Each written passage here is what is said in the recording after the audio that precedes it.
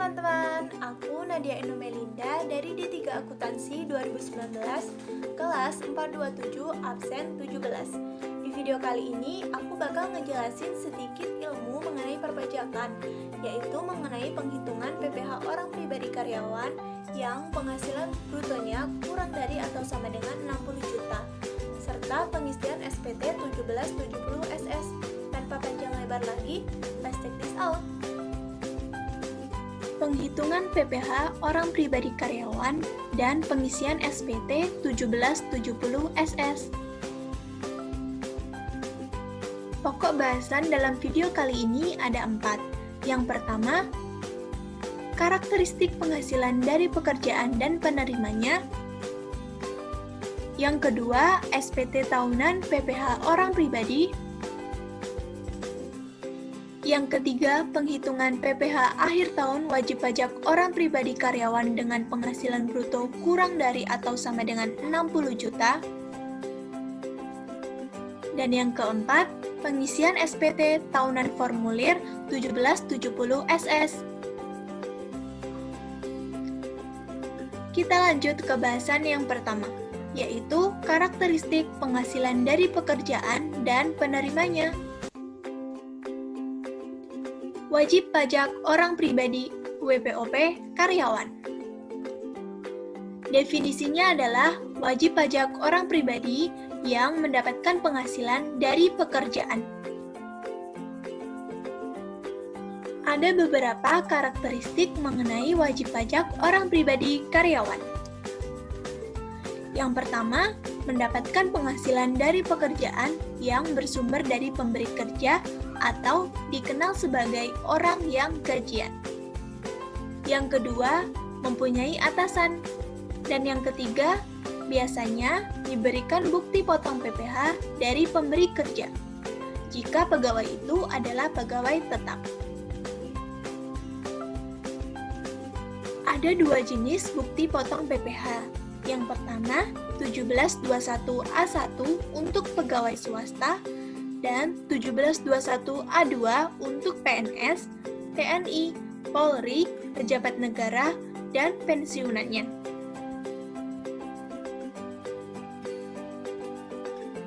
Kita lanjut ke contoh wajib pajak orang pribadi. Wajib pajak orang pribadi ini dibagi menjadi 2, yaitu karyawan dan bukan karyawan. Untuk contoh wajib pajak orang pribadi karyawan adalah sebagai berikut. Misalnya adalah pegawai, yaitu sekretaris di PT Telkom, PNS, anggota TNI, anggota Polri atau pensiunannya, kepala gudang di supermarket, manajer di perusahaan minyak, direktur perseroan terbatas, staf di kantor akuntan publik, pegawai kantor notaris, dan pegawai BUMN. Untuk contoh wajib pajak orang pribadi bukan karyawan adalah sebagai berikut.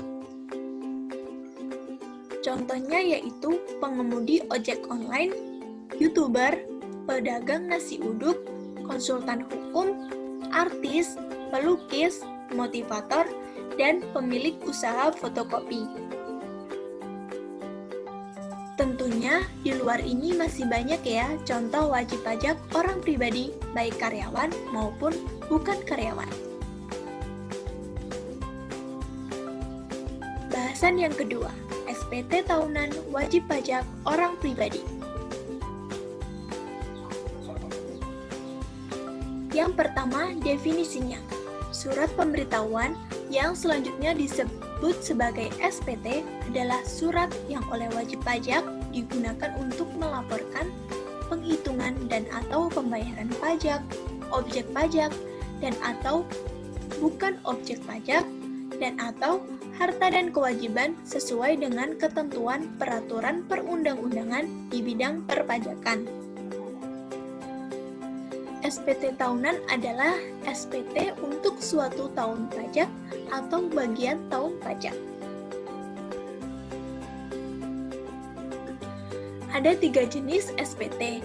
Yang pertama, 1770 dengan persyaratan dari usaha dan atau pekerjaan bebas, dari satu atau lebih pemberi kerja, yang dikenakan PPh final dan atau bersifat final, dalam negeri lainnya atau luar negeri. SPT yang kedua yaitu 1770S. Persyaratannya yaitu dari satu atau lebih pemberi kerja, dalam negeri lainnya, dan yang dikenakan PPh final dan atau bersifat final. Untuk SPT jenis yang ketiga yaitu 1770SS. Persyaratannya yaitu mempunyai penghasilan selain dari usaha dan atau pekerjaan bebas, serta jumlah penghasilan brutonya tidak lebih dari 60 juta setahun. Dalam video kali ini, kita hanya akan membahas SPT jenis yang ketiga, yaitu 1770SS. Nah, untuk penjelasan yang lebih detail lagi, kita dapat melihat bagan ini. Bagan ini adalah penjelasan secara rinci mengenai SPT tahunan untuk wajib pajak orang pribadi. Kita telah mengetahui bahwa wajib pajak orang pribadi ini dibagi menjadi dua, yaitu karyawan dan bukan karyawan atau non-karyawan. Karyawan dibagi menjadi dua, yaitu penghasilan brutonya lebih dari 60 juta setahun dan penghasilan brutonya kurang dari atau sama dengan 60 juta setahun. Untuk karyawan dengan penghasilan bruto lebih dari 60 juta setahun diharuskan untuk menggunakan SPT 1770S. Sedangkan karyawan dengan penghasilan bruto kurang dari atau sama dengan 60 juta dalam setahun disarankan untuk menggunakan SPT 1770SS. Namun, di dalam e-filing diwajibkan untuk menggunakan 1770SS. Sedangkan untuk wajib pajak orang pribadi non-karyawan yang mendapatkan penghasilan dari usaha dan atau pekerjaan bebas, namun bisa jadi ada juga penghasilan dari pekerjaan, diwajibkan untuk menggunakan SPT 1770. SPT ini merupakan SPT terlengkap yang memuat usaha, pekerjaan bebas, penghasilan, dan lainnya. Pokok bahasan yang ketiga, wajib pajak orang pribadi karyawan dengan penghasilan bruto kurang dari atau sama dengan 60 juta setahun. Penjelasannya yaitu, yang dimaksud dengan penghasilan bruto di sini adalah penghasilan tidak final sebelum dikurangi dengan pengurang penghasilan bruto. Tidak termasuk penghasilan final dan penghasilan yang bukan objek pajak. SPT yang digunakan adalah 1770SS. Meskipun sebenarnya boleh kok menggunakan SPT 1770S. Dokumen yang digunakan adalah bukti potong PPh 1721A1 atau 1721A2. Nah, SPT 170SS ini mempunyai ciri khas sebagai berikut. Yang pertama, hanya satu lembar atau sangat singkat. Yang kedua, tidak ada tempat untuk zakat atau sumbangan keagamaan sebagai pengurang. Memuat total saja tanpa perincian, tidak ada daftar susunan keluarga, dan tidak ada lembar untuk angsuran PPh pasal 25 yang telah dibayarkan. Lanjut ke bahasan yang terakhir, yaitu contoh penghitungan PPh akhir tahun wajib pajak orang pribadi karyawan dengan penghasilan bruto kurang dari atau sama dengan 60 juta. Contoh kasusnya sebagai berikut. Ardito dengan NPWP 12.345.678.9 strip 321.000 adalah karyawan PT ABC. Pada akhir tahun 2019, Ardhito memperoleh bukti potong formulir 1721A1 dari kantornya, dengan data sebagai berikut.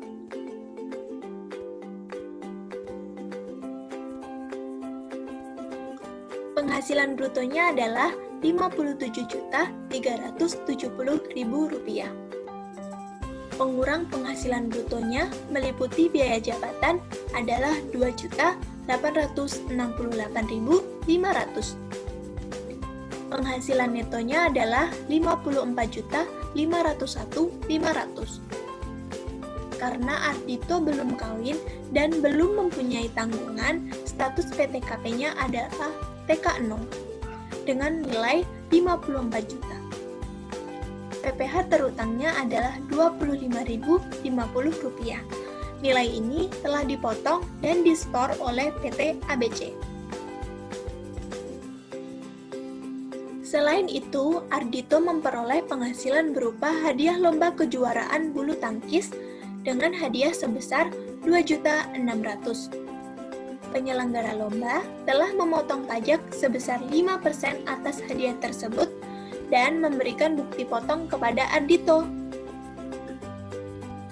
Pada akhir tahun 2019, Ardhito mempunyai harta berupa rumah dan sepeda motor dengan total Rp200 juta. Ardhito juga masih mempunyai pinjaman ke bank sebesar Rp145 juta. Ardhito sendiri menyampaikan SPT-nya pada tanggal 28 Maret 2020. Dari narasi sebelumnya, kita dapat menghitung PPh Ardhito. Nilai-nilai di sini merupakan nilai yang telah ada dalam bukti potong pada narasi sebelumnya. Kita dapat menghitung yang pertama, penghasilan bruto dalam negeri sehubungan dengan pekerjaan dan penghasilan neto dalam negeri lainnya. Senilai Rp59.970.000. Kita kurangkan penghasilan brutonya dengan pengurang penghasilan bruto senilai Rp2.868.500, sehingga didapatkan penghasilan netonya senilai Rp57.101.500. Kita tuliskan PTKP-nya senilai Rp54 juta, sehingga akan didapati penghasilan kena pajaknya senilai Rp3.101.000. Kenapa tidak ada 500 dalam PHKP tersebut? Karena dalam peraturan perundang-undangan perpajakan diharuskan untuk membulatkan ke ribuan terbawah atas PHKP. Untuk menghitung pajak penghasilan terutang, kita dapat mengalihkan tarif pasal 17 dikali dengan PHKP-nya. Didapatkan nilai Rp155.050. Kurangkan dengan kredit pajak yang ada, yaitu senilai Rp155.050, sehingga didapati pajak penghasilan kurang atau lebih bayarnya nihil. Setelah kita selesai menghitung PPh dari Ardhito, kita dapat mengisikan nilai-nilai tersebut ke SPT 1770SS. Kita berpindah ke Excel untuk pengisian SPT 1770SS-nya ya. Oke teman-teman, kali ini kita telah berpindah ke Excel untuk mengisi SPT tahunan 1770SS dari wajib pajak Ardhito. Kita akan mengisi bagian-bagian di sini sesuai dengan bukti potong dan penghitungan yang telah kita ketahui sebelumnya.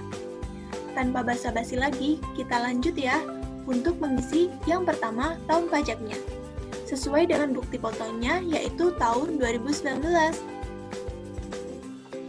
Selanjutnya, setelah kita mengisi tahun pajaknya, kita isikan identitas dari wajib pajak, meliputi NPWP dan nama wajib pajak. Kita pindahkan NPWP dan nama wajib pajaknya di kolom ini.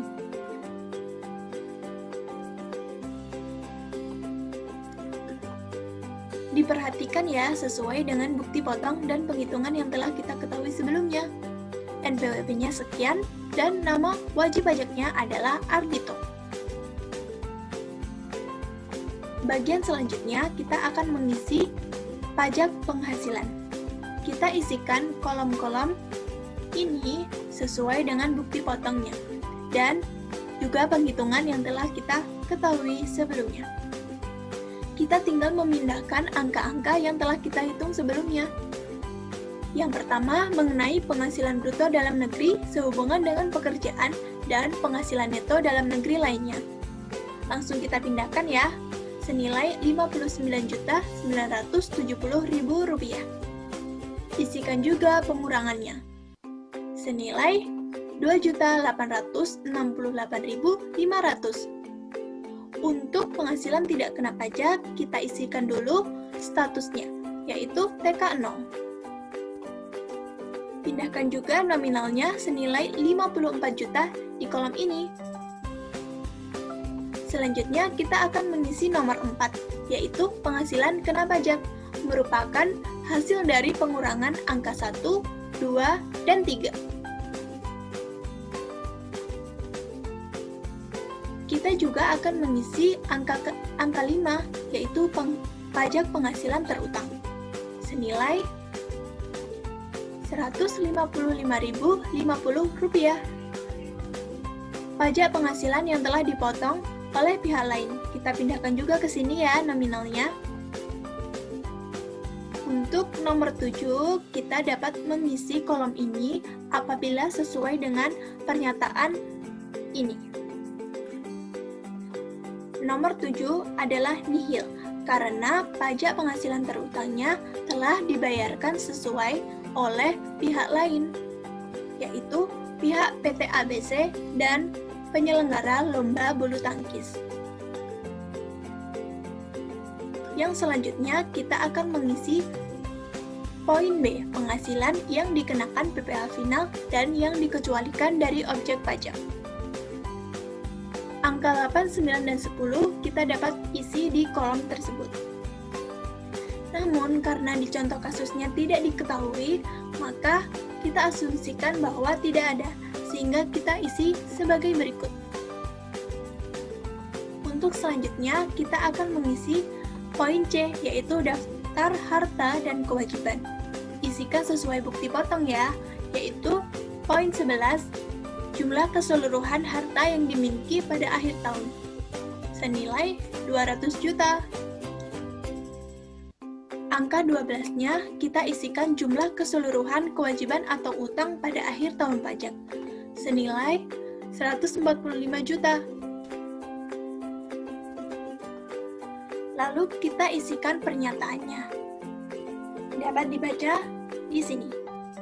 Kita isikan juga pada tanggal berapa Ardito itu mengisi SPT tahunan ini. Sesuai dengan contoh kasusnya, kita ketahui tanggal 28 Maret 2020. Jangan lupa untuk mengisi tanda tangan di sini ya. Nah, itulah contoh dari pengisian SPT dari kasus yang telah kita ketahui sebelumnya. Semoga bermanfaat ya. Terima kasih. Nah, teman-teman, isi dari PowerPoint ini saya mendapatkan referensi dari yang pertama, yaitu PowerPoint pembelajaran pertemuan 4. Yang kedua, buku, yaitu modul perpajakan 2 akuntansi oleh Bapak Askolani. Dan yang ketiga, ringkasan ketentuan formulir 1770 SS sesi 4 oleh Bapak Raharjo Sugeng Utomo. Terima kasih, hanya itu yang bisa saya sampaikan. Kurang dan lebihnya mohon maaf.